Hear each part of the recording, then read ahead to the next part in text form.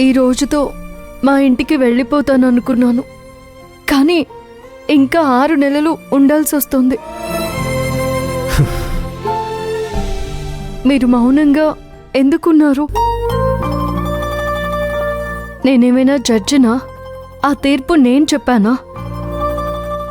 మనిద్దరం కలిసి ఉండమని నేనేమైనా చెప్పానా? ఆ జడ్జి గారే కదా చెప్పింది. ఏం మాట్లాడరేంటి?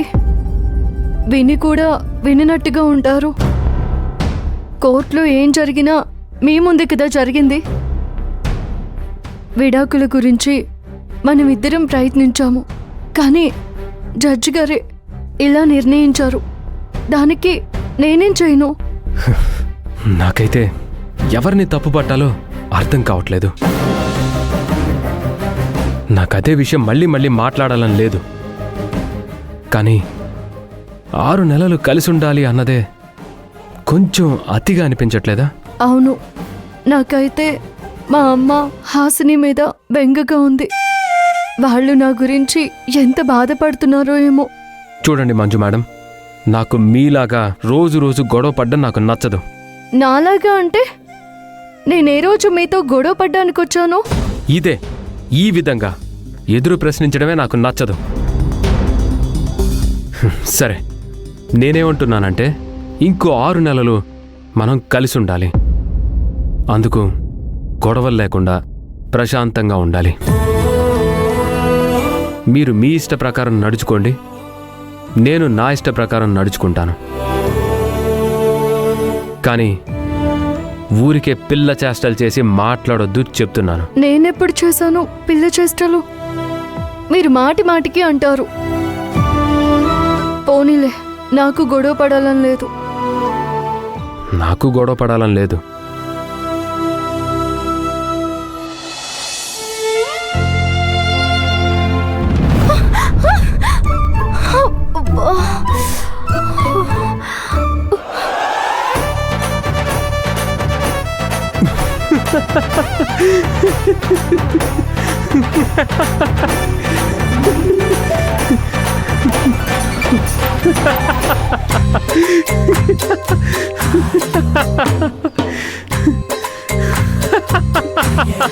హలో, మీకు ఊరికే నవ్వడమే వచ్చు. ఆడపిల్ల పడిపోయింది కదా, హెల్ప్ చేద్దామని తెలీదా?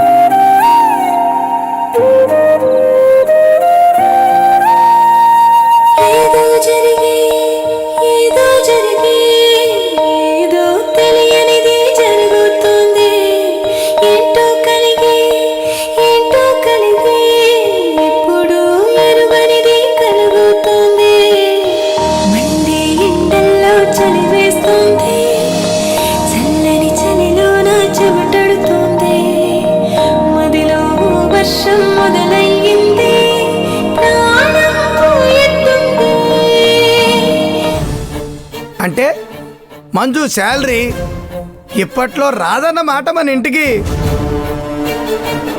పాపం మా తిప్పు ఏమో అక్కడ విడాకులు వచ్చేస్తాయి, వెంటనే మంజును తీసుకొచ్చి డీజే నెత్తిన జీలకర్ర బెల్లం పెట్టి 4 అక్షంతలు వేయాలని తెగ ముచ్చటపడిపోయింది. నా తిప్పు తిప్పు మనం అనుకుంటాం, ఎత్తులకి పై ఎత్తులు వేస్తాం, కానీ అవతల వాళ్ళ ప్లాన్ని చెడగొట్టాలని అబ్బబ్బబ్బబ్బబ్బ మన ఆలోచనలు ఆకాశంలో వేరేస్తుంటాయి, కానీ నేల మీద ఏ పని మనం అనుకున్నట్టు జరగదు. భూమి మీద ప్లాన్ అంతా నిజానికి చేసేదంతా ఆ భగవంతుడే. తిప్పు తిప్పు తిప్పు, అసలు ఏం తిప్పగలవు? అలిగావా? హడ్డడ్డడ్డడ్డే, నో తిప్పు అలిగినట్టుంది. అమ్మా. తిప్పు, నువ్వు కొట్టక ముందే కాటికి పోయేలా ఉన్నాను. అమ్మో అమ్మో అమ్మో, నువ్వు తిప్పుతో నన్ను కొడితే సుడిగుండం అయిపోతాను. తిప్పు. అమ్మో వద్దు, వద్దు, వద్దు. నీకు జీవితం మీద కాస్తైనా శ్రద్ధ ఉందా? ఉంటే ఇలా జోకర్ లాగా మాట్లాడతావా? ఆ మంజు బంగారపు గుడ్లు పెట్టే బాతు. దాన్ని తెలివి తక్కువగా అత్యాసగా కోసుకునే రకం కాదు ఈ త్రిపుర. అది నా ఇంటికి కోడలిగా రాకపోయినా ఆ బంగారు గుడ్లు రోజు ఎలా తీసుకోవాలో నాకు బాగా తెలుసు. తిప్పు. 6 నెలలు అంతవరకు ఏం చెయ్యాలి? మనం కట్టవలసిన బాకీలు చాలా ఉన్నాయి కదా, వాటి గురించి ఒక్కసారైనా ఆలోచిస్తున్నావా? ఈ 6 నెలలు అన్నపూర్ణని హాసినిని చేత పట్టుకోవాలి. వీళ్ళని అడ్డు పెట్టుకుని ఆ మంజు దగ్గర నుండి డబ్బు ఎలా గుంజుతానో చూస్తూ ఉండండి. నా భార్య చాలా తెలివిగలది. అన్న తెలివిగలది కాదు, అతి తెలివైనది, అతి తెలివిగలది.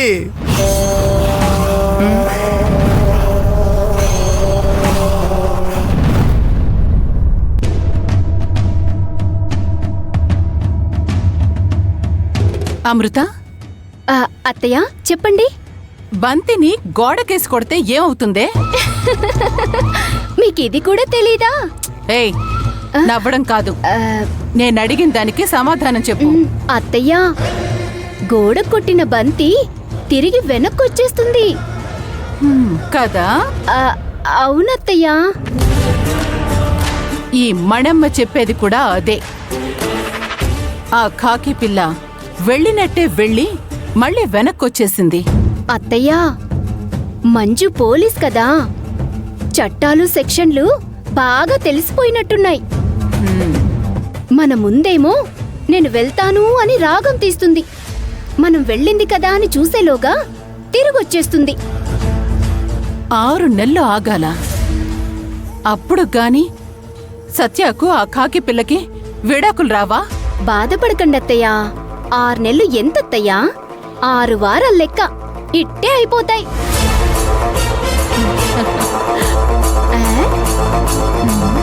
నేనేం జోకు వేశానని అత్తయ్య ఇలా ఏకైకలు పకపకలు చేస్తోంది?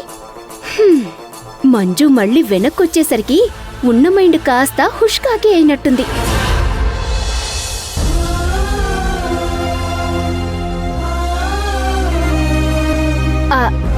అత్తయ్యా,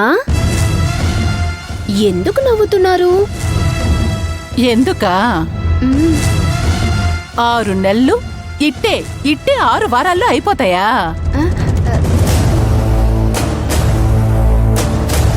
వస్తే పిచ్చిదానా,